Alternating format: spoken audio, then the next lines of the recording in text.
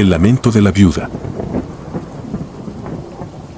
Soy Lucía, y esto ocurrió en 1985. Tenía 30 años cuando me mudé a una casona antigua en las afueras de Buenos Aires que había pertenecido a una viuda solitaria. Los vecinos decían que ella había muerto de tristeza tras la desaparición de su hijo. A pesar de las advertencias, compré la propiedad a un precio increíblemente bajo, convencida de que los rumores no eran más que supersticiones. La casa era imponente, con su fachada de ladrillo desgastado y ventanas de marcos de madera que parecían susurrar secretos de tiempos pasados. El jardín estaba cubierto de maleza, y las ramas de los árboles se extendían como dedos nudosos sobre la entrada. Apenas crucé el umbral, el aire frío y pesado me envolvió, como si la casa me estuviera dando una bienvenida lúgubre. El primer mes transcurrió sin incidentes, aunque siempre había una extraña sensación en el ambiente. Durante las noches, el viento golpeaba las ventanas y los viejos candelabros crujían en la penumbra. Me convencía a mí misma de que era el comportamiento normal de una casa tan vieja. Sin embargo, pronto comenzaron las experiencias que cambiarían mi vida para siempre. Una noche, mientras me encontraba en la sala de estar leyendo un libro, escuché un suave lamento proveniente de las escaleras. Al principio, pensé que era el viento colándose por alguna rendija, pero el sonido era demasiado humano, cargado de una pena indescriptible. Me levanté, encendiendo una vela, y me acerqué a la escalera. El lamento se detuvo repentinamente, sumiendo la casa en un silencio sepulcral. Subí los escalones lentamente, mi corazón latiendo con fuerza en mi pecho. Al llegar al segundo piso, me detuve en el pasillo oscuro. Una sensación de pesadez se apoderó de mí, como si algo me estuviera observando desde las sombras. Fue entonces cuando la vi por primera vez. La figura de una mujer, con el cabello largo y desgreñado, vestida con un camisón blanco, de pie al final del pasillo. Sus ojos eran pozos vacíos, sin vida, pero llenos de una tristeza abrumadora. No podía moverme, paralizada por el terror. Entonces, en un parpadeo, desapareció. Mi mente se negó a aceptar lo que había visto. Me dije que había sido un truco de la luz, una alucinación causada por el cansancio. Pero en el fondo, sabía que algo estaba terriblemente mal en esa casa. A partir de esa noche, los lamentos se volvieron más frecuentes, resonando por los pasillos y las habitaciones vacías. Una madrugada, me desperté sobresaltada por un grito desgarrador. Me levanté de la cama, sin atreverme a encender las luces, y seguí el sonido hasta la habitación del niño, una estancia que había evitado desde que me mudé. La puerta estaba entreabierta y empujé con cuidado. Dentro, el ambiente era aún más frío que en el resto de la casa. En el centro de la habitación, bajo la luz de la luna que se filtraba por la ventana, vi una cuna vieja, cubierta de polvo. El grito se transformó en un sollozo bajo, y pude ver a la mujer, arrodillada junto a la cuna, su cuerpo convulsionándose con cada gemido. Mis manos temblaban mientras observaba la escena y un escalofrío me recorrió la columna vertebral. Me sentí invadida por una tristeza tan profunda que tuve que salir corriendo de la habitación con el sonido de los sollozos persiguiéndome. A partir de esa noche, mi salud comenzó a deteriorarse. Sentía una fatiga constante, como si algo estuviera drenando mi energía.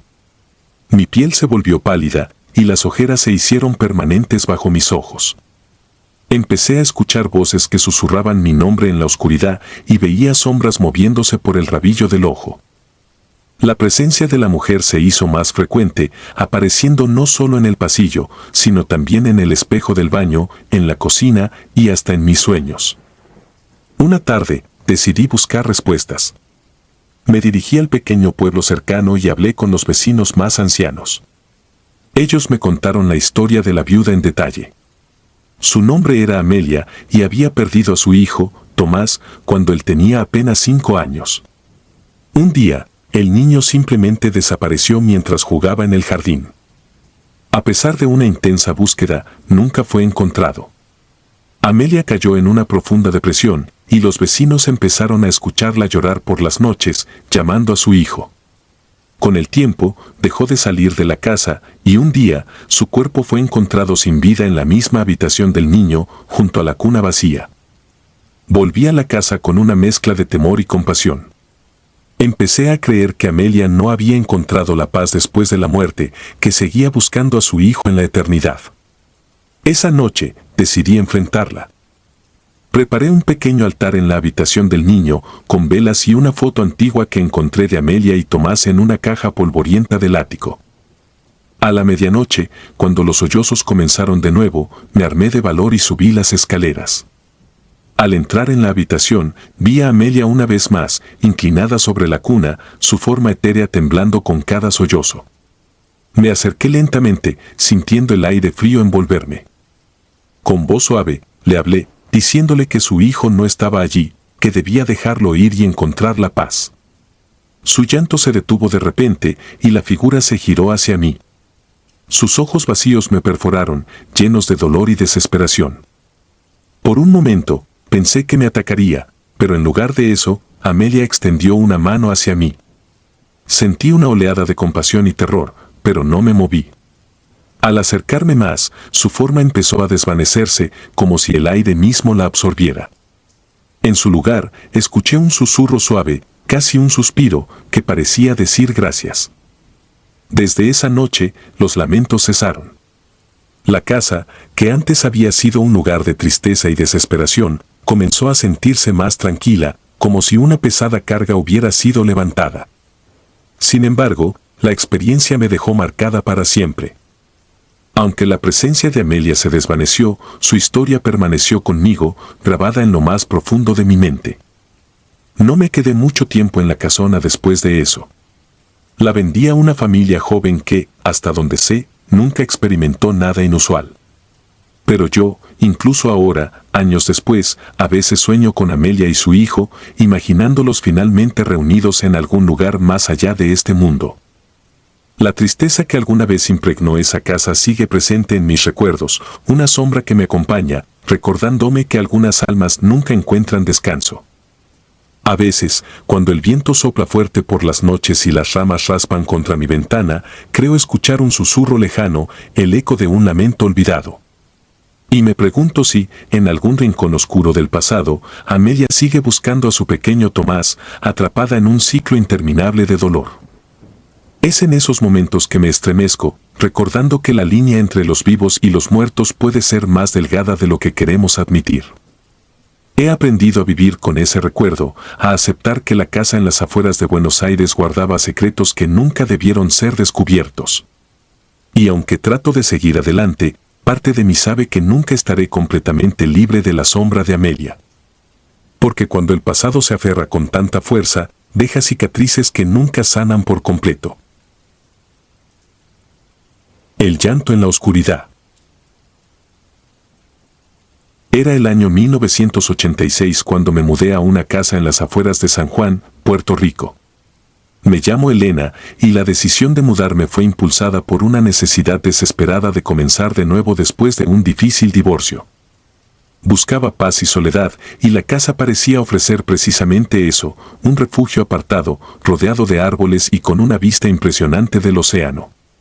No me molestó que la casa hubiera estado abandonada durante varios años, de hecho, me atrajo la idea de restaurarla y darle nueva vida. La primera vez que la vi, noté un aire de tristeza que la envolvía. Las ventanas estaban cubiertas de polvo y la pintura de la fachada se descascaraba, pero había algo más, una sensación de desasosiego que no podía definir. No tardé en enterarme de la razón de su abandono. La gente del pueblo me contaba en voz baja sobre una tragedia ocurrida allí. Una madre había perdido a su hijo pequeño en un accidente y después de eso nunca se la volvió a ver. La casa quedó vacía, excepto por los recuerdos de ese fatídico día. Mi primer día en la casa transcurrió sin incidentes. Pasé la mayor parte del tiempo desempacando y organizando mis pertenencias. Sin embargo, desde la primera noche comencé a experimentar cosas que no podía explicar. Mientras intentaba conciliar el sueño, un leve sonido me despertó.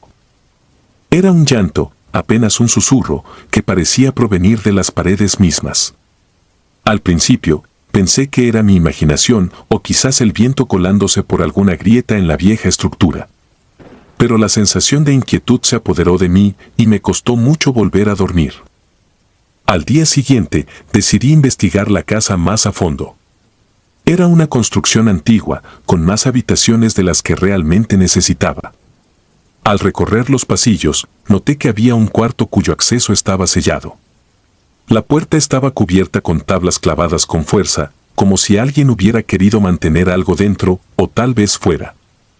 Mi curiosidad fue mayor que mi temor, y decidí que, tarde o temprano, averiguaría qué se escondía detrás de esa puerta. Las noches siguientes el llanto continuó, cada vez más claro, más cercano. Era el lamento de una mujer, una tristeza que parecía interminable. Dormía mal y durante el día me sentía constantemente observada, como si hubiera algo o alguien que no quería que estuviera allí. La atmósfera en la casa se volvía cada vez más opresiva y la sensación de ser vigilada era casi palpable. Finalmente, después de una semana de tortuosa curiosidad, decidí que tenía que abrir la puerta sellada.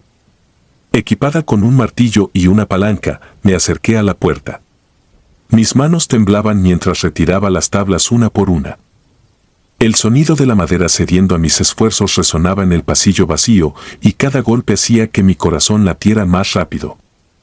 Cuando finalmente retiré la última tabla, empujé la puerta con cautela. Al abrirse, una corriente de aire frío me envolvió y sentí un escalofrío recorrerme la espalda. El cuarto estaba oscuro, pero pude distinguir una cuna en el centro de la habitación. Estaba vacía, cubierta de polvo y rodeada de juguetes rotos esparcidos por el suelo. El llanto que había estado escuchando se hizo más fuerte en ese momento, como si proviniera directamente de la cuna. Mi primer instinto fue retroceder y cerrar la puerta, pero algo me obligó a quedarme. Sentí una fuerza invisible que me empujaba hacia adelante, obligándome a acercarme a la cuna. Cada paso que daba hacia ella, el llanto se volvía más desgarrador, más desesperado. Cuando finalmente estuve frente a la cuna, vi que comenzaba a moverse, como si una mano invisible la estuviera meciendo. Mi respiración se aceleró y el miedo me paralizó. Quise gritar, correr, pero mis pies estaban pegados al suelo. En ese momento, sentí un peso en el pecho, una opresión que me dificultaba respirar. El llanto se transformó en un grito agudo, que resonaba en mi cabeza, haciéndome sentir como si me estuviera volviendo loca. No sé cuánto tiempo estuve allí, inmóvil, observando cómo la cuna se mecía sola. Finalmente, algo en mí cedió, y logré retroceder un paso. Cuando lo hice, la cuna se detuvo de repente y el grito cesó, dejando en su lugar un silencio sepulcral. Me giré y salí corriendo de la habitación, cerrando la puerta detrás de mí con tanta fuerza que la casa entera pareció temblar. Esa noche no pude dormir. Cada vez que cerraba los ojos, veía la cuna moviéndose, escuchaba el grito en mi mente. Me convencí de que tenía que dejar la casa, pero algo más fuerte que el miedo me mantenía allí. Quizás era la sensación de que si me iba, esa presencia se quedaría atrapada para siempre, sin poder descansar en paz. No podía permitirlo. Al día siguiente, decidí investigar más sobre la tragedia que había ocurrido en la casa. Había algo en esa cuna, en esa habitación, que me decía que la historia que conocía no estaba completa. Fui a la biblioteca del pueblo y busqué en los archivos viejos. Encontré un artículo de un periódico local que relataba la historia en detalle. El artículo hablaba de una mujer llamada Isabel que vivía en la casa con su esposo y su hijo pequeño. Una tarde, mientras Isabel estaba en el jardín, su hijo desapareció. Lo buscaron durante días y finalmente lo encontraron en el pozo que estaba en la parte trasera de la propiedad. El niño se había caído y ahogado. Isabel nunca se recuperó de la pérdida y poco después su esposo la dejó. Los vecinos decían que la escuchaban llorar todas las noches y que hablaba sola como si aún estuviera cuidando a su hijo. Una noche, simplemente desapareció. Algunos decían que se había quitado la vida, pero nunca encontraron su cuerpo. Cuando volví a la casa, todo se sentía más sombrío, más pesado. Sabía que había algo que Isabel no había logrado hacer antes de desaparecer. La habitación sellada y la cuna vacía eran la clave, pero no sabía qué significaban realmente. Esa noche, decidí enfrentar lo que fuera que habitaba en la casa. No podía seguir viviendo con ese miedo constante. Me armé de valor y regresé a la habitación. Esta vez llevé una linterna y algunos fósforos. Cuando encendí una vela, noté algo que no había visto antes, una pequeña mancha en el suelo, cerca de la cuna. Era una mancha oscura, como si algo hubiera sido derramado allí hace mucho tiempo. Me arrodillé y toqué la mancha, sintiendo la textura áspera bajo mis dedos. Entonces lo escuché nuevamente, el llanto, pero esta vez no venía de la cuna, venía de debajo del suelo. Mi corazón latía con fuerza mientras me levantaba y comenzaba a buscar alguna forma de acceder al suelo. No había ninguna trampilla visible, pero noté que las tablas del suelo estaban sueltas en una esquina de la habitación. Con esfuerzo, logré levantarlas, revelando un pequeño espacio vacío debajo. Era un hueco estrecho, apenas lo suficiente para que alguien pudiera esconder algo allí. Metí la mano con cuidado, y al hacerlo, mis dedos tocaron algo frío y duro. Tiré de ello, y al sacarlo a la luz, vi que era una pequeña caja de metal, oxidada por el tiempo. La abrí con manos temblorosas, y dentro encontré una serie de objetos, un pequeño zapato de niño, una muñeca rota y un anillo. Pero lo que más me impactó fue una nota, escrita en un papel amarillento y desgastado. La nota era de Isabel, dirigida a su esposo. En ella, confesaba que el accidente en el pozo no había sido tal. En un momento de desesperación y locura, ella misma había empujado a su hijo, convencida de que así lo protegería del sufrimiento de este mundo. Después de hacerlo, había intentado vivir con la culpa, pero el peso era demasiado grande para ella. En la nota, pedía perdón y decía que su alma no podía descansar hasta que su pecado fuera expiado. Al leer la nota, el llanto se convirtió en un susurro, casi un lamento de alivio. Supe entonces lo que debía hacer. Esa misma noche, llevé la caja al pozo y la arrojé dentro. Mientras lo hacía, sentí una paz que no había sentido desde que llegué a la casa. El viento sopló suavemente y por primera vez en semanas, el aire no se sentía pesado. Al regresar a la casa, fui directo a la habitación sellada. Esta vez, no sentí miedo al entrar. La cuna estaba inmóvil y el aire en la habitación era ligero, casi acogedor. Cerré la puerta con suavidad, sintiendo que, finalmente, Isabel y su hijo podrían descansar en paz. El último aliento. Era el año 1989 cuando decidí comprar una casa en una remota aldea de Venezuela. Mi nombre es Alicia, y en ese entonces buscaba un escape de la sofocante vida urbana de Caracas. Siempre había soñado con una vida tranquila en el campo, rodeada de naturaleza y lejos del ruido y el estrés de la ciudad. Llano Verde parecía el lugar perfecto, con su aire puro, montañas verdes y una comunidad pequeña, pero acogedora. La casa que adquirí, sin embargo, ocultaba secretos más oscuros de lo que podría haber imaginado. La casa se encontraba en el extremo de la aldea, parcialmente oculta por la espesura del bosque. Desde la primera vez que la vi, me sentí atraída por su arquitectura colonial, por sus amplios ventanales y techos altos. Pero a pesar de su belleza indiscutible, había algo en el ambiente que me hacía sentir incómoda, como si el lugar susurrara secretos que era mejor no escuchar. Al explorar la casa, me di cuenta de que muchas de las habitaciones, a pesar de ser espaciosas y bien iluminadas, daban una sensación de opresión, como si las paredes mismas estuvieran cargadas de dolor y sufrimiento. Los aldeanos me miraban con cierta cautela cuando les conté que había comprado la casa. Algunos incluso se persignaban antes de hablarme. Fue entonces cuando uno de los más ancianos, don Jacinto, me advirtió sobre la historia de la casa. Según él, en el siglo XIX, la propiedad había sido un orfanato dirigido por una mujer cruel conocida como la señora. Los niños que vivían allí eran huérfanos, muchos de ellos víctimas de las guerras civiles que asolaron Venezuela en aquellos tiempos. La señora los sometía a castigos severos, y se decía que algunos de ellos habían desaparecido sin dejar rastro. «Los niños aún están aquí, señorita», me dijo don Jacinto con voz temblorosa, «ellos no se han ido». Al principio, no les creí. Pensé que eran simplemente supersticiones de un pueblo aislado, historias para asustar a los forasteros. Pero pronto, las cosas comenzaron a cambiar. La primera noche que pasé en la casa, me desperté a mitad de la madrugada por un extraño sonido. Parecía el eco lejano de risas infantiles, mezclado con susurros que no lograba descifrar. Me levanté y recorrí la casa, pero no encontré nada fuera de lo común. Intenté convencerme de que era solo mi imaginación, el eco de una mente aún acostumbrada al bullicio de la ciudad. Los días siguientes transcurrieron sin mayores incidentes, aunque no podía sacudirme la sensación de que algo me observaba. Los aldeanos me evitaban, y cada vez que iba al mercado sentía sus miradas fijas en mí, como si esperaran que algo terrible me sucediera. Sin embargo, me mantuve firme en mi decisión de vivir allí. No iba a dejarme asustar por cuentos de fantasmas. Una tarde, mientras limpiaba una de las habitaciones en el piso superior, descubrí algo perturbador. La habitación estaba vacía, salvo por un viejo armario empotrado en la pared. Al abrirlo, un olor fétido y mohoso me golpeó, como si algo hubiese estado podrido allí por décadas.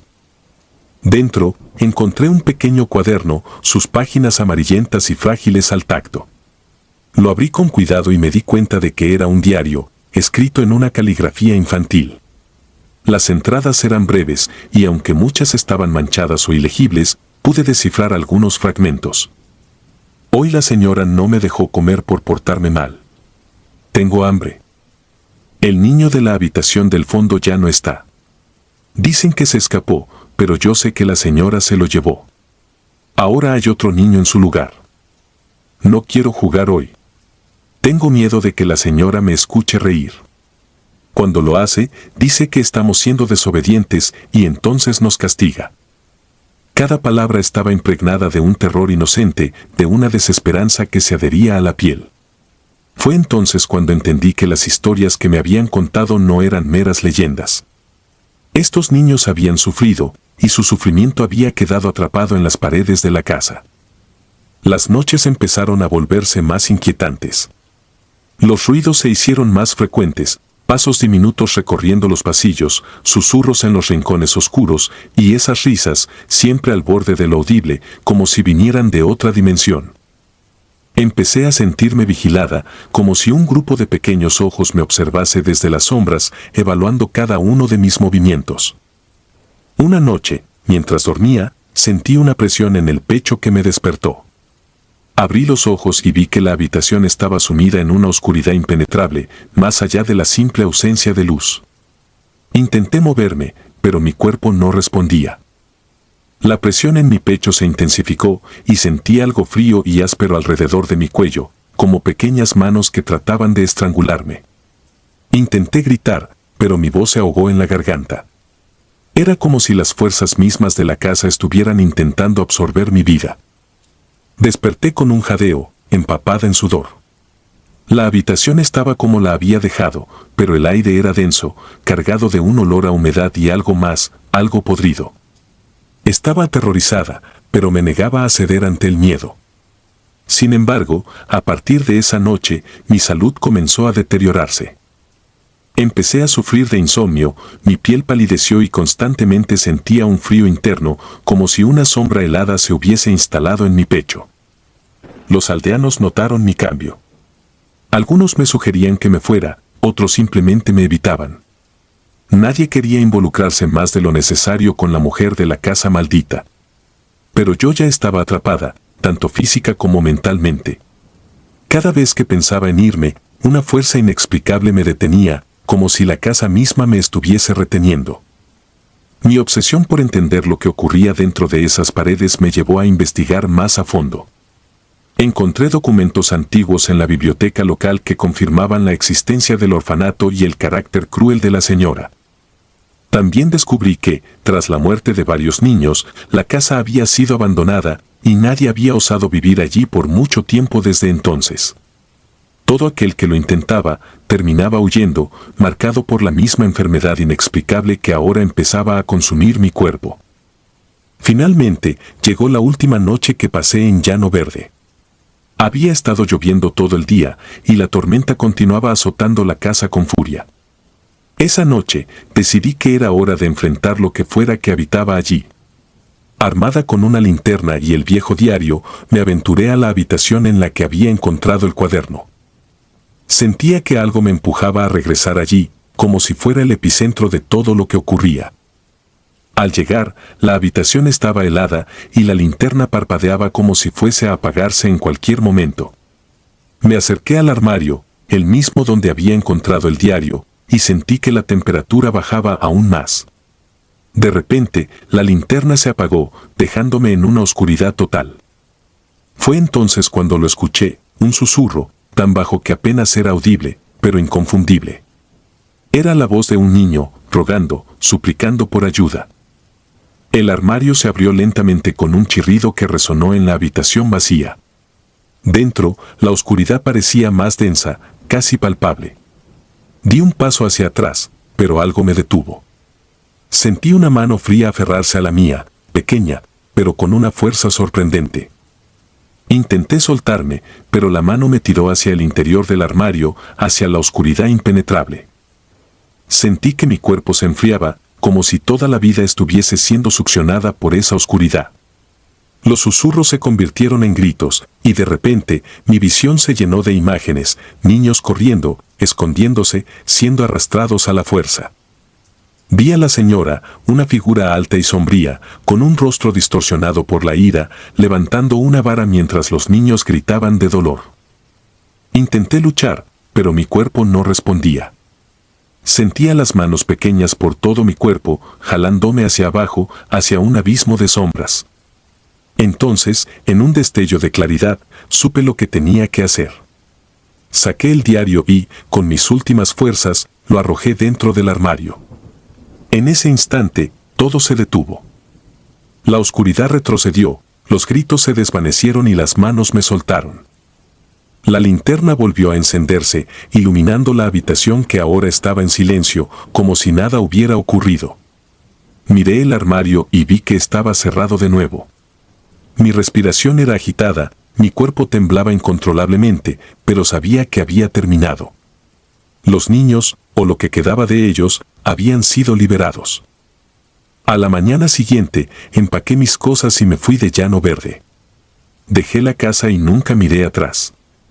No sé quién comprará esa propiedad después de mí, pero espero que las almas que una vez estuvieron atrapadas allí finalmente hayan encontrado la paz. En la oscuridad.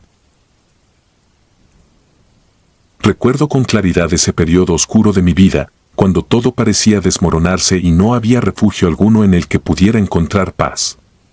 Tenía apenas 22 años en 1995, cuando, buscando escapar de los problemas cotidianos, tomé la imprudente decisión de mudarme a una casa en el campo de El Salvador.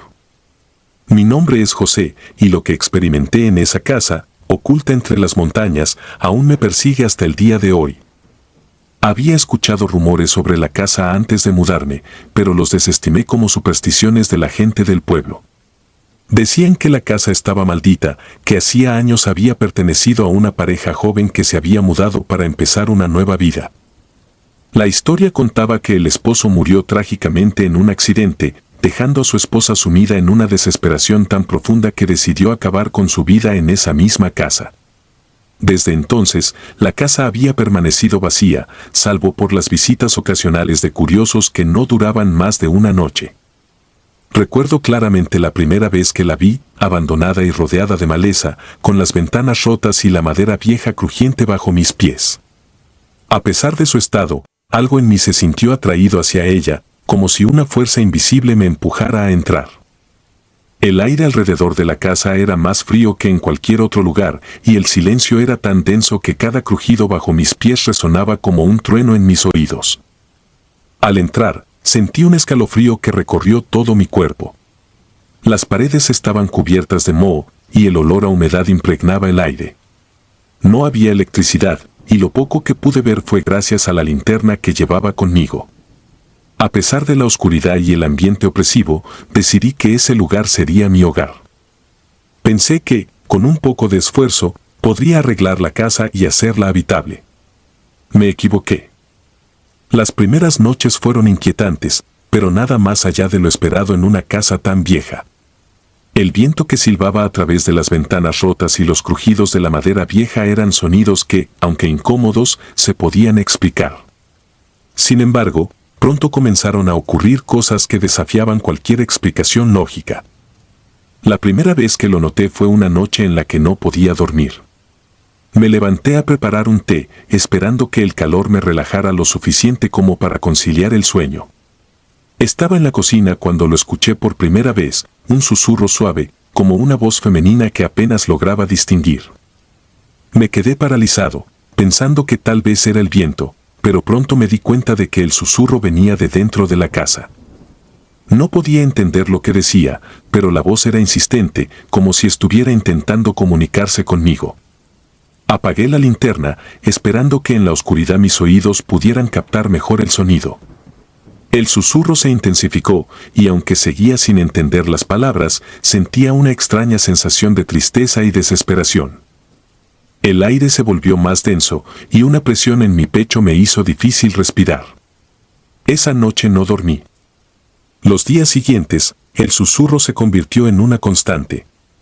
No importaba en qué parte de la casa estuviera, siempre lo escuchaba. A veces era tan suave que apenas lo notaba, y otras veces era tan claro que parecía que alguien estuviera de pie justo detrás de mí, susurrándome al oído. Lo peor de todo era la sensación de estar siempre observado. Sentía que, sin importar dónde estuviera o qué hiciera, había algo o alguien vigilándome, acechándome en la oscuridad. Una noche, después de semanas de vivir con esa constante sensación de terror, sucedió algo que cambiaría mi vida para siempre. Me había quedado dormido en el sofá de la sala, agotado después de días sin apenas descansar. Me desperté de repente, con la sensación de que algo estaba muy mal.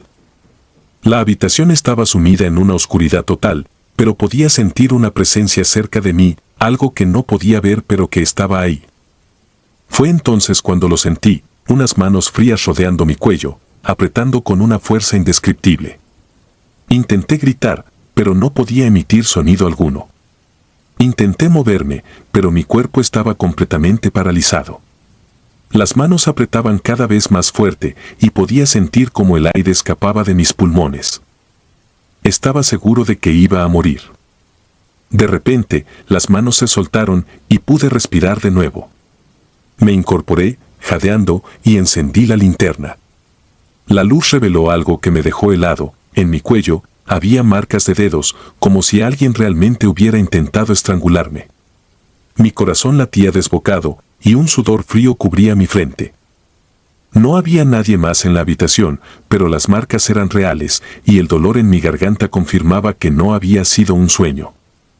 A partir de esa noche, todo se volvió mucho peor. El susurro se convirtió en un grito, una voz desesperada que clamaba por ayuda. No podía entender lo que decía, pero la angustia en su tono era inconfundible. Cada noche, las marcas en mi cuello aparecían, cada vez más profundas, cada vez más dolorosas.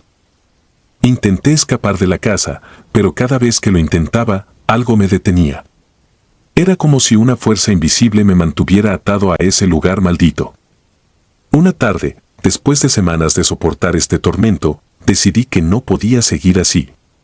Tenía que averiguar quién o qué era lo que me estaba atormentando. Recordé las historias que había escuchado sobre la mujer que se había suicidado en la casa, y me pregunté si su espíritu seguía allí, buscando venganza o quizás pidiendo ayuda para encontrar la paz. Decidí investigar un poco más sobre la historia de la casa. Visité la biblioteca del pueblo y revisé antiguos periódicos, buscando alguna pista sobre lo que realmente había sucedido. Lo que encontré fue aún más perturbador de lo que esperaba. La historia de la mujer era cierta, pero había detalles que nadie había mencionado. Su nombre era Isabel, y había sido una mujer joven y hermosa, recién casada con un hombre llamado Miguel. Se mudaron a la casa poco después de casarse, esperando comenzar una vida juntos. Sin embargo, su felicidad fue breve. Miguel murió en un accidente apenas un año después de su boda, dejando a Isabel sola en la casa. Los informes hablaban de su progresiva locura, de cómo comenzó a escuchar voces que la llamaban, susurrándole cosas al oído. Finalmente, en un acto de desesperación, se colgó en el dormitorio principal de la casa. Pero había más en la historia. Antes de morir, Isabel había escrito una serie de cartas en las que hablaba de las voces que escuchaba, de las cosas que veía en la casa. Decía que no estaba sola, que algo maligno la estaba atormentando, algo que la quería muerta. Las cartas no fueron tomadas en serio en su momento, y la gente del pueblo simplemente asumió que había perdido la razón tras la muerte de su esposo. Al leer esas cartas, sentí un escalofrío recorrer mi espalda. Las descripciones de lo que Isabel experimentó eran inquietantemente similares a lo que yo estaba viviendo. Me di cuenta de que no era solo su espíritu lo que estaba en la casa, había algo más, algo mucho más antiguo y oscuro que había estado esperando durante décadas, alimentándose del dolor y la desesperación. Decidí que tenía que hacer algo antes de que fuera demasiado tarde. No sabía cómo lidiar con lo que fuera que estaba en la casa, pero sabía que no podía seguir ignorándolo. Recordé una conversación que había tenido con un anciano en el pueblo, quien me había advertido sobre la casa y me había dicho que, si alguna vez necesitaba ayuda, fuera a buscarlo. Decidí tomarle la palabra. El anciano vivía en una cabaña al borde del bosque, lejos del pueblo. Cuando llegué, me recibió con una expresión que indicaba que ya sabía por qué estaba allí. Le conté lo que había sucedido, y él asintió lentamente, como si todo fuera parte de algo que ya esperaba. Lo que hay en esa casa no es un simple espíritu, me dijo en voz baja. Es algo mucho más antiguo, algo que ha estado ahí desde antes de que la casa fuera construida. Isabel no fue la primera, y tú no serás el último si no haces algo al respecto. Me explicó que la tierra en la que se encontraba la casa había sido un lugar de rituales antiguos, un sitio donde se realizaban sacrificios y se invocaban fuerzas oscuras. Lo que fuera que habían despertado, había quedado atrapado en ese lugar, alimentándose del dolor y la desesperación de quienes habitaban la casa. No puedes luchar contra esto solo, me advirtió. Pero tal vez, si logras liberar el espíritu de Isabel, puedas debilitar lo suficiente a esa entidad como para escapar. Me dio una serie de instrucciones y un amuleto que, según él, me protegería hasta cierto punto. No estaba seguro de si todo eso funcionaría, pero no tenía otra opción. Esa noche, regresé a la casa, decidido a intentar liberar a Isabel y, con suerte, acabar con el tormento que me estaba consumiendo. Seguí las instrucciones del anciano, encendiendo velas en las esquinas de la habitación donde Isabel se había quitado la vida y recitando las palabras que me había enseñado. Mientras lo hacía, sentí que el ambiente en la casa cambiaba. El aire se volvió más pesado y la temperatura descendió bruscamente. El susurro comenzó de nuevo, pero esta vez era diferente. No era solo una voz, sino muchas, todas hablando al mismo tiempo, llenas de rabia y dolor. De repente, una figura comenzó a formarse en el centro de la habitación. Era Isabel, o lo que quedaba de ella. Su rostro estaba distorsionado por el sufrimiento y sus ojos eran pozos vacíos de desesperación. Intenté mantener la calma y seguir con el ritual, pero la presión en la habitación era abrumadora. Sentía que algo estaba intentando detenerme, como si las paredes mismas estuvieran cerrándose sobre mí. En un momento de desesperación, sostuve el amuleto y grité las últimas palabras del ritual. La figura de Isabel se detuvo, y por un instante pude ver algo en sus ojos, una chispa de humanidad que aún quedaba atrapada en ese tormento eterno. Luego, todo explotó en una ráfaga de viento y gritos, y la figura desapareció, dejando la habitación en un silencio sepulcral. Caí de rodillas, exhausto y temblando, pero sabía que no había terminado. Algo me decía que el espíritu de Isabel había sido liberado, pero lo que fuera que la había mantenido prisionera seguía ahí, debilitado pero no derrotado. Sentí que debía irme de esa casa, y lo hice. Dejé todo atrás, sin mirar atrás. Nunca regresé a ese lugar maldito. No sé si alguien más ha intentado vivir allí desde entonces, y la verdad, no quiero saberlo. La casa de las muñecas. Mi nombre es Carla, y tenía 27 años cuando me mudé a una casa en un pequeño pueblo de Brasil en el año 1999. Me había cansado de la vida en la ciudad, de la rutina y el ruido constante que nunca me dejaba descansar. Necesitaba un cambio, un lugar donde pudiera encontrar paz y tranquilidad, y esa casa antigua y pintoresca parecía ofrecer justo lo que buscaba. La adquirí a un precio sorprendentemente bajo, lo que atribuye al hecho de que estaba bastante aislada y requería algunas reparaciones. Desde el momento en que llegué, algo en el ambiente se sentía diferente. La casa se alzaba imponente en medio de un terreno frondoso, con grandes árboles que parecían inclinarse hacia ella, como queriendo susurrar secretos oscuros. Las ventanas, en su mayoría tapiadas o rotas, dejaban entrever habitaciones oscuras y polvorientas. Sin embargo, su arquitectura colonial y los detalles tallados a mano me convencieron de que era una joya escondida, esperando ser redescubierta. El interior de la casa era aún más extraño. Las paredes estaban cubiertas de un empapelado desvaído, y los pisos de madera crujían bajo mis pasos. La mayoría de las habitaciones estaban vacías, excepto por una que parecía ser un antiguo cuarto de juegos. Fue allí donde encontré las muñecas. Docenas de ellas, de porcelana, algunas más grandes que otras, todas vestidas con ropa antigua y encajes amarillentos por el tiempo. Sus ojos, vidriosos y fríos, parecían seguirme mientras me movía por la habitación. A pesar de que me produjeron un escalofrío al principio, decidí ignorar esa sensación. Las muñecas no eran más que un eco del pasado, un recordatorio de la niña que una vez vivió en esa casa. Los aldeanos eran amables, pero reservados. Cuando les hablé sobre la casa, sus miradas se volvieron esquivas.